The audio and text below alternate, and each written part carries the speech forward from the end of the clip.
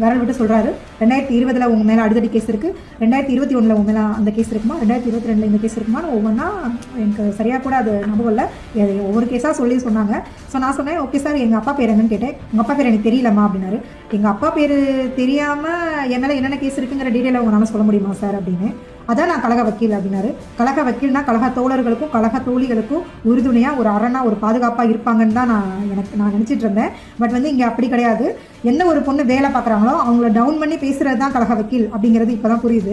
4 case இருக்கிறதுக்கான evidence கொடுங்கன்னு கேட்டாலும் கொடுக்கல. இப்போ வரைக்கும் கொடுக்கல. ஆனால் எந்த கேஸும் இல்லைங்கிறதுக்கான எவிடன்ஸ் என்கிட்ட இருக்குது. செல்ஃப் வெரிஃபிகேஷன் சர்டிஃபிகேட் என்கிட்ட இருக்குது.